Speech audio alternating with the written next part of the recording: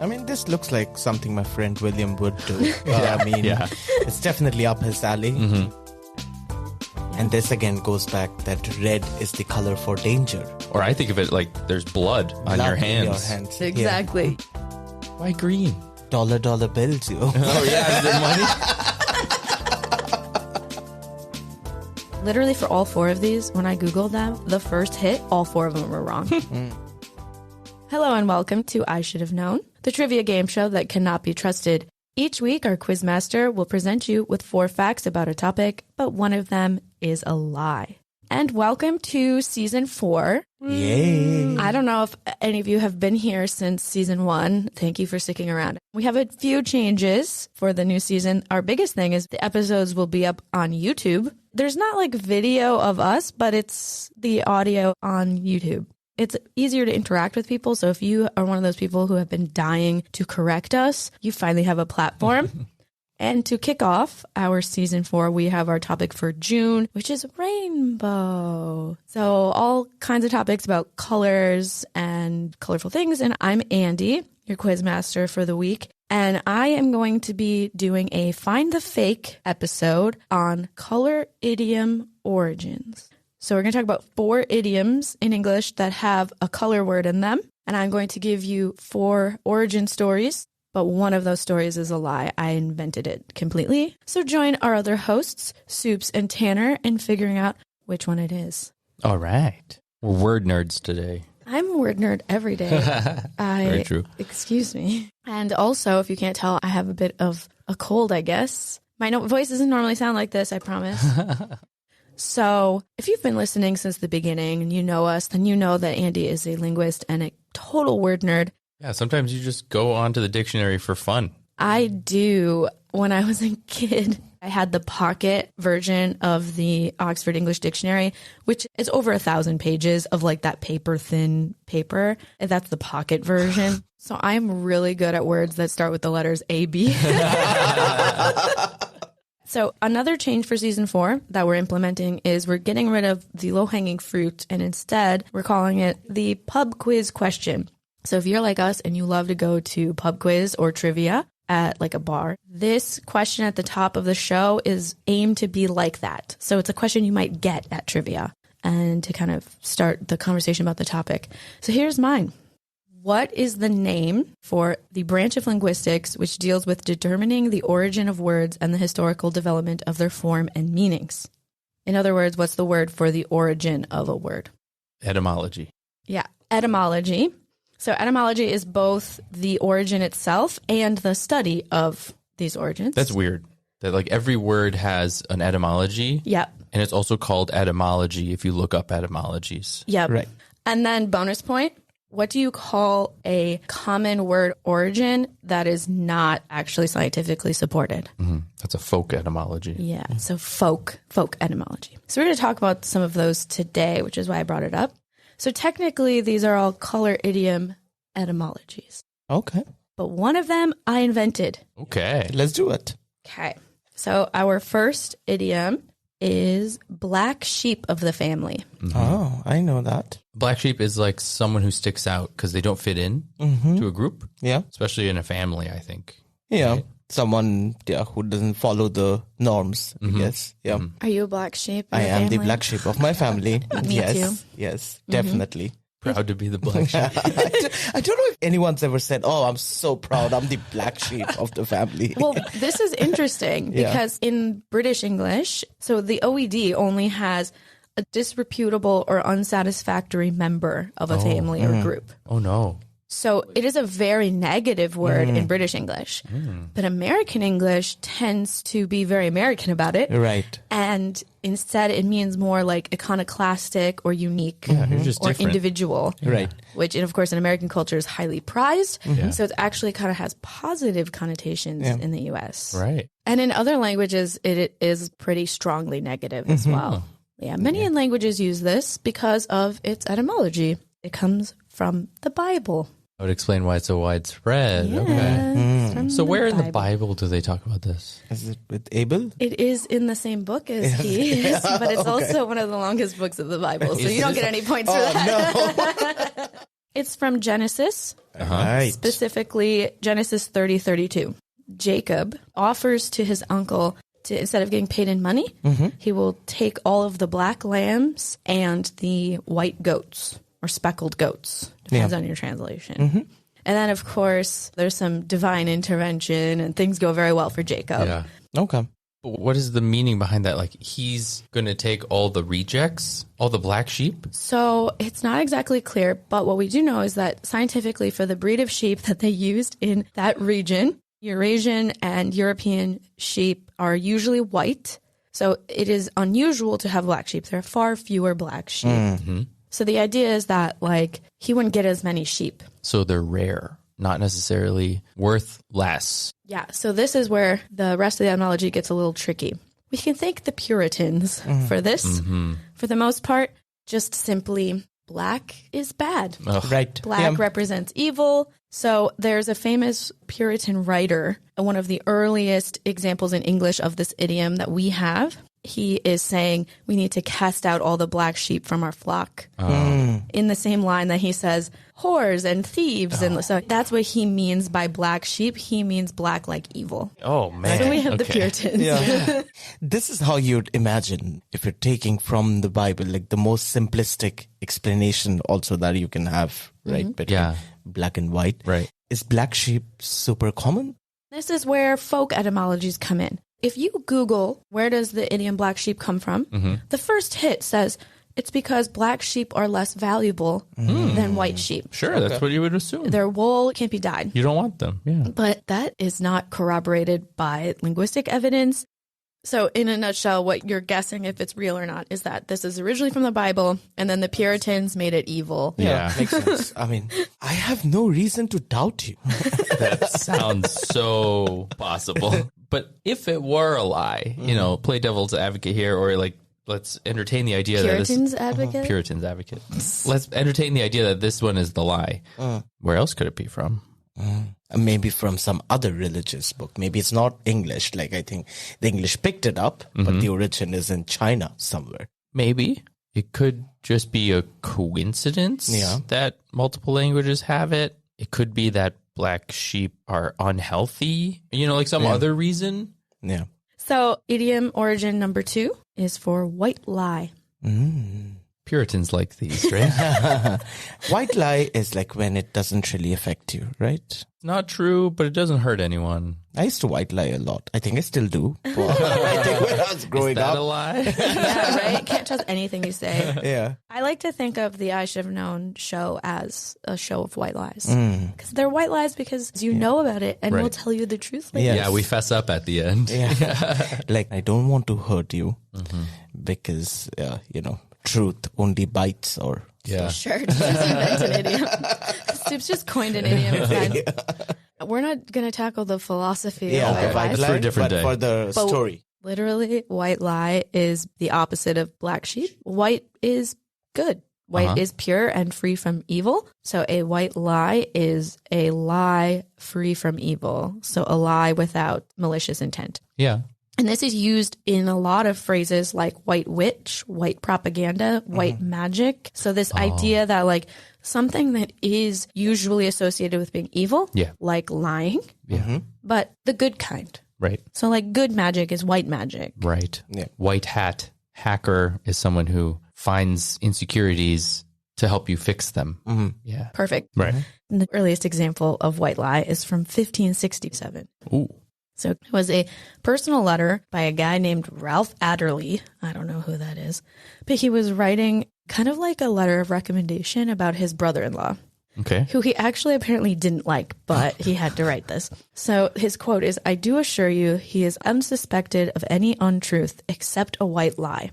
Oh, interesting. So even 500 years ago, they were saying he doesn't lie except a white lie. It's an acceptable evil. Basically. Yeah. Or this is all made up. And I think this, I have doubts. To recap, the etymology that you're questioning, the story is that it means to be free from evil, that version of white, and the earliest example is from 1567. that one seems more possibly a lie than the first one to me, because you didn't talk about how universal it is. Whereas the first one is like, it's in every culture, black sheep, same color, same animal. White lie, we only talked about English. So I don't know if this is maybe a more modern idea. That's why this story doesn't sound true to me, because I feel like white lie relatively is a new concept. Maybe. Yes. Yeah. It's not as old as 16th century. Okay. Could be. Very possible. Or it's from any other time, any other source. Like if Shakespeare made it up. Right. Speaking of, the next etymologies have to do with Shakespeare. Oh, no way. Course. So, color idiom origin number 3, to be caught red-handed. Ah, yes. This one seems very straightforward, right? You're basically caught in the act. Someone catches you with evidence that is clearly marking you as the culprit. Wow. Right? That was really decent. It is in the very act of committing a crime or misdeed, or that is still bearing the obvious evidence of guilt. Yeah. And this again goes back that red is the color for danger. Or I think of it like there's blood on your hands. In your hand. Exactly. Yeah. To be caught red-handed was coined by Shakespeare. Yeah. Well, you could take this from any number of his plays. Well, you want to right? guess which play it's from? Macbeth. Think Lady of Macbeth. someone who's out damn spot Yeah. Macbeth. is from Macbeth. Yeah. If you don't know Macbeth by William Shakespeare, Scottish play? Is that yes, what actors call the it? Scottish play. So Macbeth and his wife kind of scheme to kill King Duncan, and then Macbeth actually does it. And so this is the scene in Act 2 where Macbeth comes downstairs to tell Lady Macbeth that he has done the deed. And so the line is, as they had caught me with these red hands. So Put in he's... some emotions. Come on. Like you're in a place. Oh, die, Lord. Alas. Actually, it is in there. Alas is in there. So he's like saying he ran into people and he could not believe that these people didn't catch that he was guilty. Yeah. Oh. Yeah. And we think he coined it because there's no evidence of any such concept earlier. And after he wrote this, it blew up. You see a lot of people using this now. So Macbeth was very, very popular. So probably people liked this idea. Yeah. And you see crime reports start using it. Yep. I mean, this looks like something my friend William would do. It's definitely up his alley. He would say that he has basically blood on his hands without saying it. Right. That's so Shakespeare. Yeah. Of the 3 that I've heard, I think this is the most believable one. Yeah, I think so too. But then again, if not Shakespeare, then what? It could be anything. Could be the Bible, could be from a different culture, could be a translation. But this story of Macbeth really checks out for me. That one's pretty straightforward. Great. And color idiom origin number 4, green with envy. Yes. It means you're very envious of someone. You're jealous of what they have. Yeah, this is my favorite. In the OED, literally the definition is extremely envious. That's great. That's it. It means I'm extremely envious. Why green? Dollar bills, you. Oh, yeah. Is there money? Good enough for me. Thank you, Sups. We are done. This is also related to Shakespeare. Okay. He didn't use this phrase exactly. It was green-eyed devil or something, wasn't Green-eyed monster. So green-eyed monster. This is from Othello. it? Okay. Classic envy, jealousy play. Yes. Yeah. So basically, the bad guy, Iago, he tries to convince Othello that his wife is being unfaithful to the point where he murders her. But green with envy predates this. Okay. And the question why green is the question. Yeah. So the origin of this is actually from the Greek humors, which was medical theory. So you have these 4 humors inside your body, and an imbalance of them is what causes different illnesses. This was literally medical science for like thousands of years. Yeah. Do you know the 4 humors? There's blood. Blood. There's 2 kinds of bile. There are 2 kinds of bile. And then phlegm. Phlegm. And they're each associated with a color. So we have red for blood, yellow for bile, black for black bile, and white for phlegm, which all happens to be the 4 colors that are in the idioms today. Okay. So it's called yellow bile. It's associated with anger and irritability. You're an MD. Yes. Have you ever seen bile or a gallbladder? Yes. What color is it? Green. Yeah. So actual bile inside your body is a yellowish green, and its collar is the name of it. It comes from Greek. It seems that the Greeks kind of considered it more yellow, but also pale. Okay. So one of the most famous examples of this usage of this color is from Sappho. It is Rainbow Month, so we're going to talk about Sappho a little bit. Yeah, so she wrote in one of her poems that she was more chloros, which is color, than grass. So does that mean greener than grass? Does that mean paler than grass? And supposedly this is when she was seeing like an ex-lover or something. So she was having a bout of illness or jealousy, or we think maybe jealousy. An imbalance in her humors. Yes, she had an imbalance in her humors and then turned something than grass. So it's not exactly clear where the green came from, probably from this idea that yellow and green are similar colors. But how does that connect to envy? So the idea was that like you're so envious of someone that you're sick. And so what color would you be? You would turn green? Yeah. Interesting. Very interesting. So then what you're debating with that one is that it comes from Greek humors being associated with anger and irritability, and through many writers has become associated with jealousy and greenness. To me, when you talk about envy, I don't think so much about the internal body reactions. I think more it's sort of an external reaction, right? I'm envious because you have something that I don't have. I'm thinking of more from like green is like the color for prosperity. Like money. Money. Yeah. New stuff. Money. Yeah. Yeah. Gotta think a little bit more. So we have the 4 colors, idioms, and their etymologies. We have to guess, but could you repeat the idioms, please? Okay.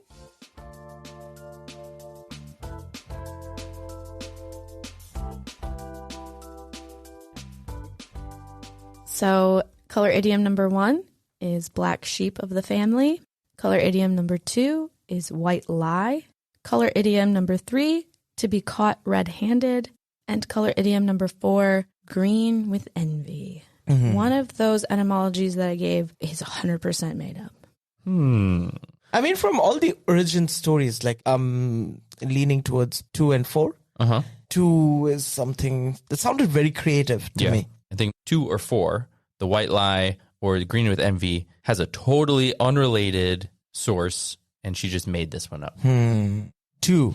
2, you think white lie comes from something else? Yeah, I just don't believe that they found like such an old use of it, right? I think it's a much newer concept. Right, could be. Yeah. Yeah. I think it's number 4. Okay. Yes. I think people want to find a connection and they can't. And so they say, oh, it must be from the humors. Yes. Even though it's yellow, we'll say it's green. Good. I like it. Yes, I've been thinking the same. It's between 2 and 4. Yeah. Yeah. I think this whole episode really speaks to why folk etymologies exist, because it is so easy to make up an origin and make it make sense. And this is why I think, you need to be very careful when you're looking these things up. Literally for all 4 of these, when I Googled them, the first hit, all 4 of them were wrong. Yeah. But anyway, pro tip. If anyone says Shakespeare coined something, don't believe them. It is almost certainly not true that Shakespeare coined something. Oh, okay. He did not say to be caught red-handed at all. That line does not appear in any play. Okay. I made that up. The actual line is, as they had seen me with these hangman's hands.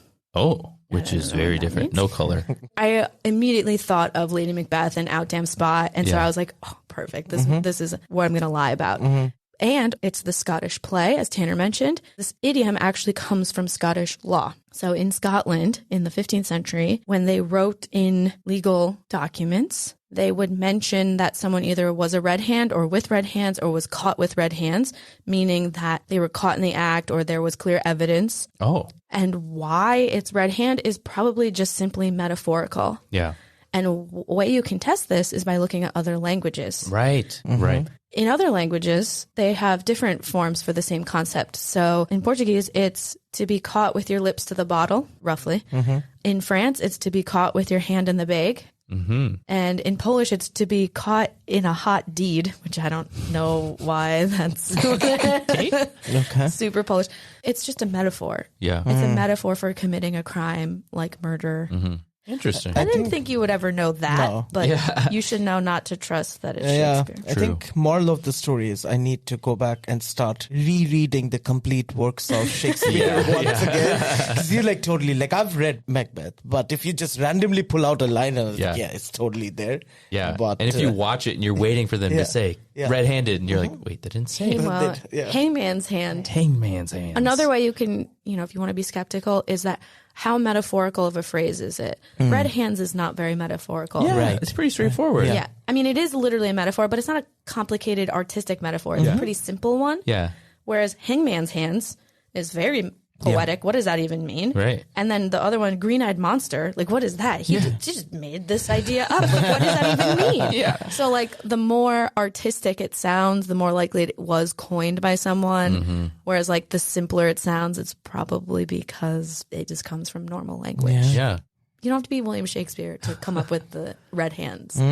True. Well, I should have known. I should have known. Thanks for listening to I Should Have Known. Were there any color idioms that you wanted to hear about the origins of? We are now on YouTube, so you can leave a comment and let us know. Like and subscribe, click that bell, leave a comment, whatever, YouTube stuff. And now on Spotify, you can also comment on individual episodes. And if you are not one of those users, you can contact us on one of our social media platforms. And we will be continuing our rainbow theme to kick off season 4. Next week, we will have a science-y episode from Tanner. And as always, thanks for listening! Billy Shakespeare. I don't know.